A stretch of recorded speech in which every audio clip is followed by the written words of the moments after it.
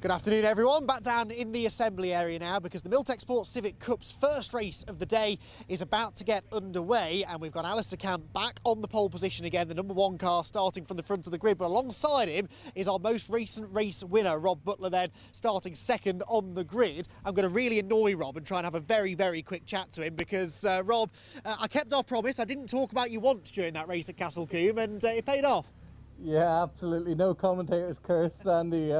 I see Adam got his win today to make up for it. So, yeah, look, it's been good. It's nice to be on the front row. So we're looking forward to this one. See what we can do into turn one. Right, engines firing. I'll let you go. Best of luck, Rob. Then this is it. Then the first race already about to get underway. I've got to get over to the commentary box. I'll be up there in a couple of minutes' time.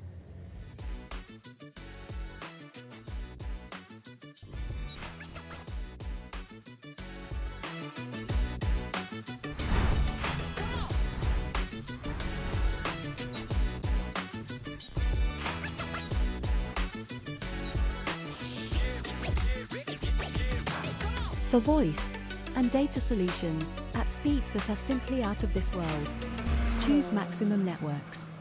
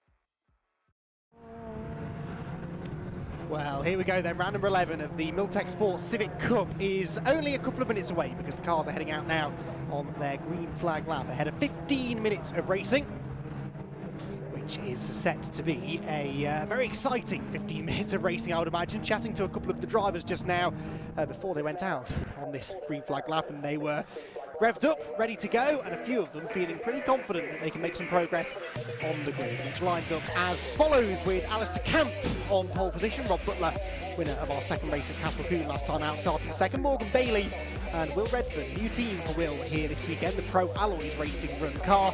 Will start from fourth ahead of Dan Thackeray, championship front runner. Matt Luff likewise second in the points and sixth on the grid. Jack Harding seventh with Harvey Caton, the youngster, alongside him. Ross Darlington just inside the top 10, ahead of Will Claudio with a really impressive 10th place starting spot. Matthew Cripps, despite two offs, had the old hairpin to start 11th alongside Owen Hillman. Then it's Paul McHugh, who starts 13th alongside Jeff Alden on row 7. Jordan Brennan, back after his scary Alton Park accident, will start next. And then we miss a row before we find the production front runners with Alfie Jenkins and Louis Hounsell on the front row, the two championship front runners together on the front of the production class grid ahead of Mark Hughes and Simon Welch. Right then, I'm realising very quickly today that I am not fit enough for this jogging around Donington Park. The drivers hopefully are fit enough for 15 minutes of racing, because it's going to be a pretty testing race this for the drivers as they weave their way around towards the grid. And Alistair Camp on pole position, but Paul, I was chatting to Matt Luff there in the assembly area. He's really confident. He says his race pace is a lot better than his qualified pace. He thinks he can at least make a podium here. Well, I think all those little things may change because it's defo going to rain in this one. Yeah. I've heard that before, Paul. Well, my app is pretty good, and to be fair, it was drizzling. You were a lap late, that's all it was. That's what she said. Yeah, no, hey, listen, I think it's going to be... It's windy, mate, and the wind's changed direction, actually, so we might get away with this, but Matt Luff is definitely somebody that, if he says things like that, he ain't a blagger, so I think he may be onto something here and pretty sound. I walked up to Matt expecting him to be down in the dumps. I said, how are you doing? He said, yeah, really good, really positive. I've absolutely got the pace, so we'll see whether the youngster is able to live up to that, because the green flag then is waved at the back of the grid. 15 minutes on the clock, and it is the 11th round of the Milltek Sports Civic Cup Championship. Alistair Camp on the left, the silver car is Rob Butler alongside him. The red lights go on. They will go out now. We're away and racing here at Donington Park, and it is a good start made by Morgan Bailey. Terrible start, though, I'm afraid, for Will Redford in his new car. And in fact, two of the Pro Alloys cars don't get moving, because I think that is Owen Hillman further back, who also is stalled. And it's Camp who leads. Bailey there in second place, down to third already for Rob Butler. And Owen Hillman going nowhere. Alistair Camp wide through Redgate corner. And here comes Bailey up the inside. Jeff Holden involved in some contact further back, but it's side by side for the lead. And it's Morgan Bailey through from third on the grid to the lead through the Craner curves. One or two getting sideways on cold tyres. Here comes Luff up the inside of Rob Butler for fourth place. Matt Luff already picking up 2 places through the first few corners.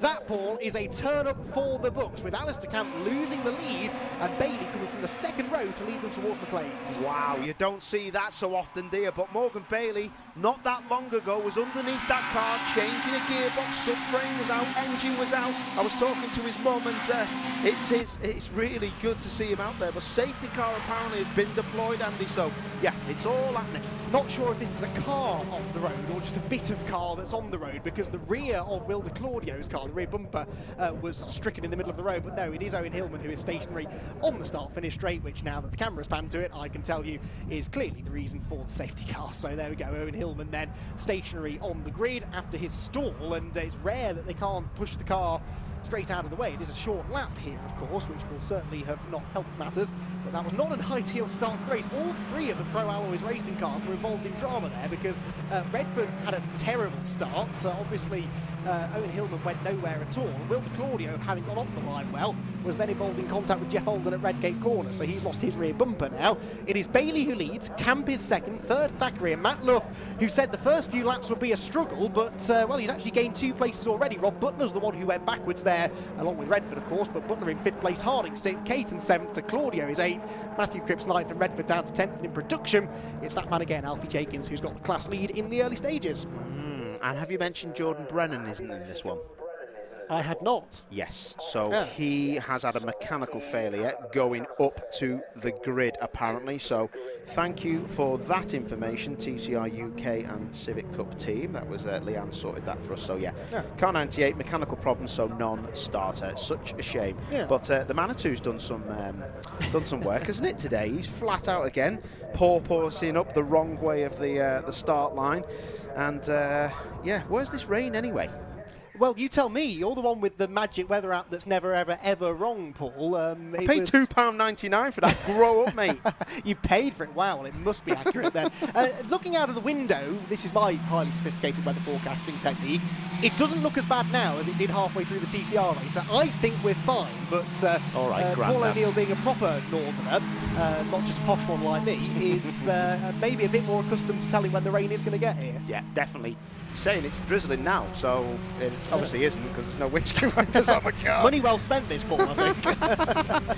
I'm actually getting people on the pit wall saying no, it's definitely not raining. It's actually Harvey Caton's dad is telling me that it's definitely not raining. So, but it is going to definitely rain, I think. And yeah, good luck to everyone driving. Right. So the people stood out on the pit wall telling you it's not raining are wrong. That's what we've learned from that. And we, in our nice, warm, dry commentary box, know better. At least Paul claims to. Morgan Bailey then working his way through the chicane there. I mean, in fairness, the clouds are dark and ominous and looming overhead, but they have been for most of the day. Really, it is one of those typical August bank holidays, isn't it, where the weather just can't make its mind wind-up. That's a great shot, that, isn't it, on top of the hill? That must be over at near McLean's that we're seeing on the TV screens. But yeah, it is. This place does get stalked by dark clouds, and sometimes they drop, sometimes they don't. And like you said before, you can get isolated showers up at Coppice Corner, and that can be the worst place in the world. And we always talk, don't we, about the East Midlands Airport that drops, you know, lots of fuel and rubbish out of the planes onto that top corner. That's usually by people who've gone off there and they're trying to blame aeroplanes that have got nothing to do with it. Racing drivers having an excuse for going off, Paul. That's a new one on me. I've never heard of that before. Owen Hillman's car now is being dragged into the pit lane, so that car well out of the way, or will be by the time they get back round. So we should go racing this time. Morgan Bailey, what a start from Morgan Bailey. His reaction time was great, controlled the wheel spin, and then just seemed to have superior grip on cold tyres compared to Alistair Camp. Controlled aggression from Morgan sometimes, and I've got to say he does come across as a real feisty character in these cars, and he's somebody that always catches my attention. But I've got to say he's always been fair, and he drives hard, so fair play to him. He's one of those juxtapositions that you get sometimes in motorsport, a driver who, when you speak to him out of the car, you wouldn't necessarily put that personality with the style of driving you see from on the track. He is so quiet, so well-spoken, really, really friendly, and on the track, though, he is out there just for himself. Not dirty, not saying that at all, just really, really committed, really exciting to watch is Morgan, and we're about to see how good he is at safety car restarts, because the lights are now out, and the BMW safety car pulling down the exhibition straight, leaving Morgan Bailey now to pace the field, and Alistair Camp in second place to try and second guess what the leader is going to do. You do sort of get the feeling with only 9.5 minutes to go now, Paul, that if Camp is going to win this race, he kind of has to do something immediately off the restart, otherwise there is a risk that he ends up stuck battling with Thackeray, Luff and Butler behind. Is he? Oh, he's gone. Already started. He's absolutely dropped him. Look at that. Camp has got nothing in return, and Bailey's away. Yeah, he is, through the chicane then. A good 3 or 4 car lengths then between Morgan Bailey, the leader, and Alistair Camp in second as they come off the final turn then, across the start-finish line, and onto another lap of racing then. That is 3 laps completed. Onto lap 4, and Bailey leads them into Redgate Corner. Camp in second, Thackeray third, Luff in fourth. Alistair Camp with a much earlier turning point there at Redgate Corner. Meanwhile, Will Redford's charge back through the field begins with a nicely executed move up the inside of Matthew Cripps, and then gets waved through, in fairness, by his teammate Will de Claudio there. So that's 2 places gained already for Redford as the leaders barrel down the crane of curves into the old hairpin, and Camp is coming, isn't he? He's closing right in on Bailey, and this time around it's Camp who seems to be a bit more confident. Yeah, it does seem that way, doesn't it? And that gap's definitely closed up, but the top 3 are so close, and I've got to say, Camp got an excellent exit out of old hairpin, and he's right with Morgan Bailey, and Morgan now is feeling the pressure. Still gets to the apex though at McLean's as Rob Butler wants to join in on this lead battle, so all good stuff, but Camp's coming.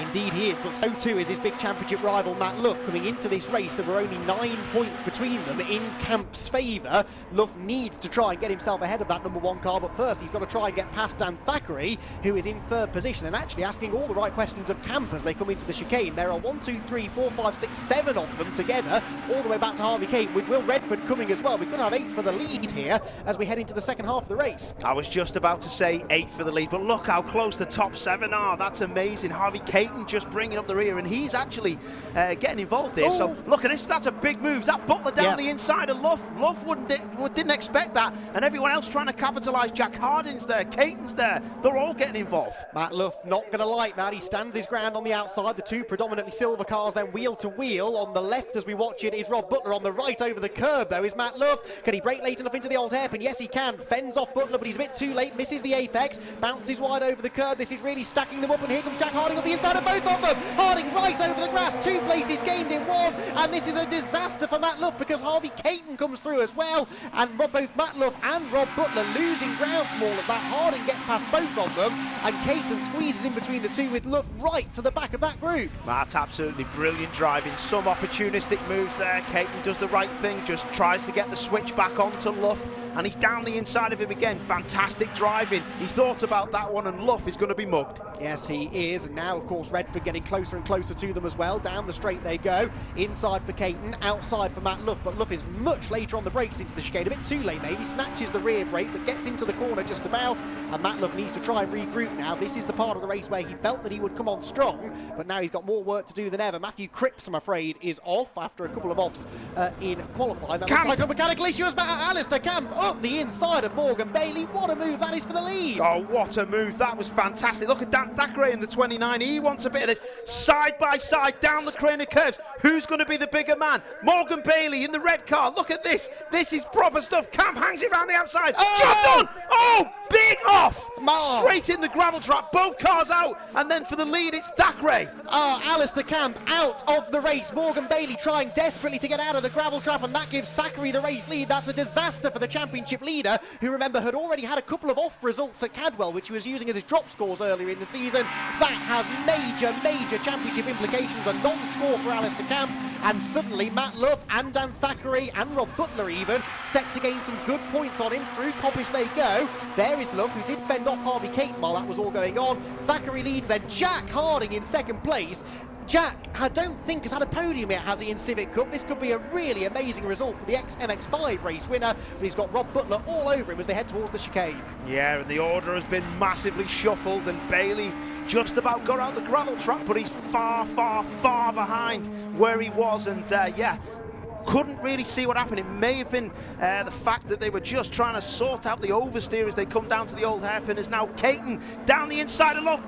Oh, is he going to get it done? Just about gets his nose in. Go on, son, keep your foot in. Oh, this is going to be side by side down the craners now, and look at that. Luff has had to open the door. Caton down the inside. Side by side still. Redford wants to get involved. Side by side still. Caton on the outside. Luff takes to the curb. Caton keeps his foot in. Can he get it done? Yes, he can. Brilliant move, but bounces and runs wide onto the grass. Comes back on. Dust everywhere, and Redford takes them both around the outside. Caton keeps the position in front of Luff. Wow! Fantastic racing. Will Redford pass both of them, and Matt Luff just can't catch a break in this race. Every time it seems like his look is changing, someone else dives up the inside of him at Redgate Corner, and he seems to end up losing position. So that's Redford remarkably now, having had so much wheel spin at the start that he dropped out of the top 10, suddenly finding himself back into fourth place. Here's the replay of the contact between Camp and Bailey. Paul, talk us through it. Oh, it just looked like that they both come together. Luff tried to keep his car straight, but Bailey was trying to stop the bouncing as well. It looked from that angle like a racing incident. Two cars bouncing to the same piece of tarmac. Such a shame that it wasn't side to side. It was across the front of one another. Well then, Donington delivers the drama again in the Milltek Sports Civic Cup. It's always good racing around here, but that was a bit more drama than even I was expecting halfway through the first race. 3.5 minutes to go then. Thackeray leads by 1.4 seconds. On the previous lap, Jack Harding was a tenth slower than him. There is somebody in the gravel, and it's Redford. Will Redford is off at Redgate Corner from fourth position. All that hard work undone. Wow, that was on his own as well. There wasn't anybody really close to him, but Butler now is starting to put the pressure on, and yeah, this is getting real tasty. Harding is going to have to watch his rear, I think. Yes, he will. Jack Harding, by the way, has had podiums so far this season. He's had a couple, actually, still searching for his first race victory, but right now it's all about defending his second place to Rob Butler, who is really riding a wave of good form at the moment, is Rob Butler. Got that win at Castle Combe last time out. It was actually the first time all season that he'd finished both races in the same weekend, and he's looking to try and do more of that again here. Right, dare we drag our eyes off that battle for half a lap or so to check in on the production lead as well. It's Alfie Jenkins who leads, but of course Louis Hounsell isn't far behind him. In fact, they're together. They're the next two cars behind Paul McHugh and Ross Darlington, who are scrapping away for 11th position. But there in the background, look, Alfie Jenkins just ahead of Hounsell. Again, only a car length between them, as has been the case all season. And look at this, that's the first time that I've seen windscreen wipers on cars. There is rain down there, it's drizzling, so everyone on the pit lane can shut up, and Butler's down the inside of Jack Harding. That's a great move, job done, but it's not over because he's got the overlap. It's going to be another side by side down the craners. Good luck with this one, Andy, that's your go. Oh, windscreen wipers on the track getting slippery, and Jack Harding fighting straight back. Butler holds the inside line. Harding sideways on the dirty side of the road, keeps his foot in it, has the inside line for the old hairpin, but Rob Butler is still there. He's surely going onto the grass. No, amazing racing room left there by Jack Harding. He could so easily have squeezed Butler off the road. He left him space and gets the place anyway. That was top-notch racing. Absolutely, and Rob Butler thought he was good. Jack was going to drive him onto the grass, so he drove onto the grass himself. But absolutely beautiful stuff there for the two boys. They judged that perfectly, and there was no drama at all. And Butler will be seething that he's let that place go. Terrible news is we've only got a minute and a half of this to go. This has been an extraordinary race, and there may well still be another another twist is to come in this one, because Harding and Butler are nose to tail. We've got this weather starting to blow in from over the East Midlands Airport direction of the circuit, and this battle certainly is going to run right to the flag, because we're actually going to get...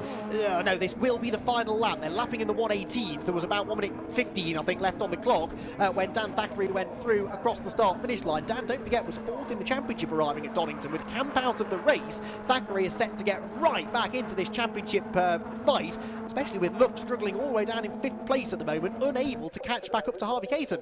Yeah, it's settled down a bit now, isn't it? My throat's sore, actually, from all that side-by-side action down the crane of curves. As again, you can just see Harding was just running a touch wide down the crane. It's a bit too much curve there, but I'll tell you what, the boy makes it work, and Butler really hasn't got an answer. But as I say that, he's closing up now as he goes up to McLean's, and this is still game on. Butler will not want to give this position up. No, absolutely not. Rob Butler wants to keep this good momentum going. He likes Donington Park. It's a circuit he tests at quite a lot, and he will want to try and get one step further up the podium if he can. But Dan Thackeray is nowhere to be seen. He is 2.5 seconds up the road from that battle as they come out of Coppice for the final time and charge down towards the chicane. Dan Thackeray, who earlier on in the season was close to a couple of race wins, had won at the first round of the championship at Cadwell Park, but since then hasn't been able to make it back onto the top step.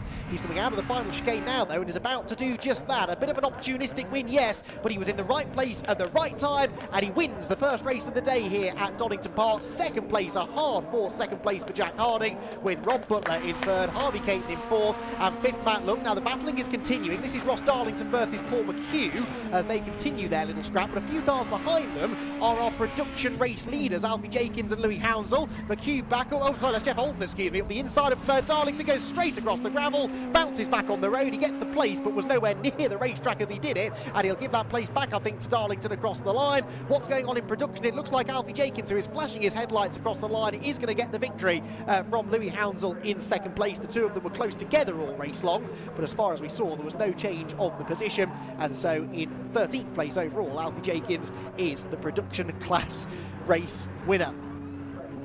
And we can breathe for the first time in about 15 minutes or so. I was out of breath when the race started after the jog up to the commentary box, and my condition has not improved as the 15 minutes have gone on. That was fabulous racing, though. Dan Thackeray picks up a 2nd victory of the season, the number 29 car back to the top step of the podium. So Thackeray then getting himself back to the winner's circle, and Paul O'Neill already heading down to the Parc Ferme area to have a chat to him. Who got fastest lap in that race? It did go to Harvey Caton in the end. That's got to be Harvey's best result so far, with a 4th place finish in that race. So a really, really strong effort that from Harvey, getting past and then fending off Matt Luff in the closing stages.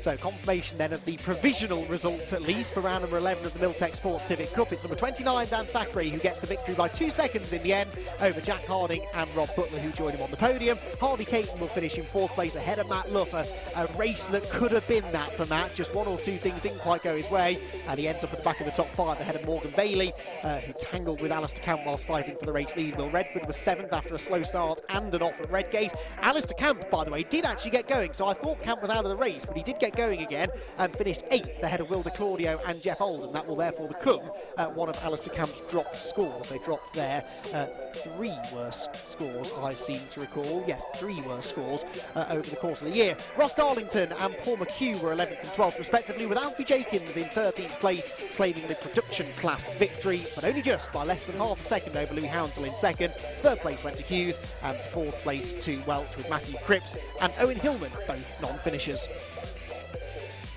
So 25 points then will go the way of Dan Thackeray, and that is going to serve him very well indeed for the championship, because that's exactly the race we needed really to spice the championship up a little bit, because it was looking like Alistair Camp was starting to assert his authority at the front of the championship table, and it goes to show that in motorsport, and certainly in the Civic Cup, things can change extremely quickly. 25 points for Thackeray, 22 points will go to Jack Harding in 2nd, who of course has used up a couple of his drop scores by missing Castle Combe.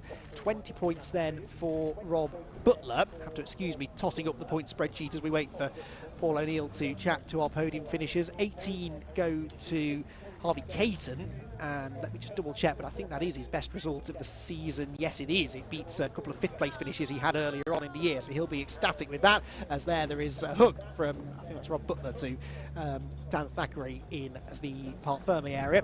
Right, Matt Luff, 16 points for him. The other two we really need to look out for are Morgan Bailey, who finishes in 6th place, 14 for him, and Alistair Camp in 8th gets 11, so it will become a dropped score for him, and I reckon that puts him now 7 points clear of Matt Luff in the championship as we head to race 2 later on. But again, we'll get that fully totted up before the cars get onto the grid for that second race later on this afternoon. So, a victory for Dan Thackeray, who's going to have quite a lot to talk about after that. Down there to talk to him about it all is Paul O'Neill.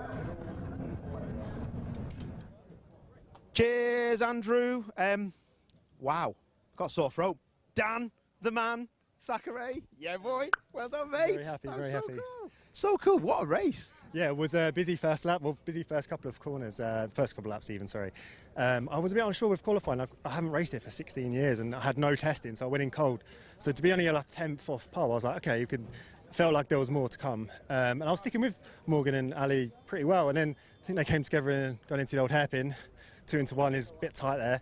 I just managed to take advantage and then just sort of had a lead and keep it on the straight and narrow.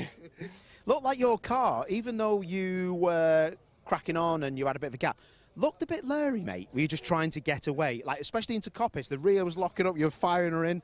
Well, essentially, I've only done those qualifying laps, so to try and perfect a setup with that little time is quite hard, as you know. So it was an interesting ride a few times and had a few hairy moments I'd really rather not while you're in the lead. It's the ultimate sin, isn't it, to throw it off in the lead? But once I had a second and a half, I think I was like, come on, just keep it on the straight and narrow and we'll be good. Top man. Well, you did ever so well, so spot on. Well done to you. Well done, Danny boy. Right, OK, let us speak to Jackie Harding. Jack, well done, mate. It's good to be back on the podium. It's quite eventful, actually. Rob gave you a hard time, didn't he? Yeah, he's mega fast through the last chicane and got me every time down to turn 1. I think we're just pushing the front a little bit too much. I think I just overdrove a little bit. We had a problem with the gearbox in qualifying. I was wary of that and just overthinking really. But no, you know, I'm happy with that.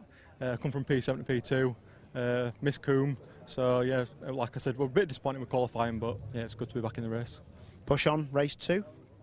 Yeah, I think we've got the race pace. Like I said, we caught Thackeray a couple of times, but then I'd mess up the chicane. Like I said, Rob would be on me and then just delay us. But I think we've got the pace. You know, I think we can make a few changes and got the pace to win. So yeah, wicked, good work, well done, mate.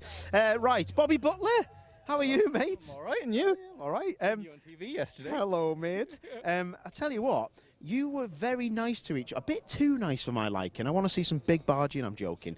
I'm too old for it now, Paul.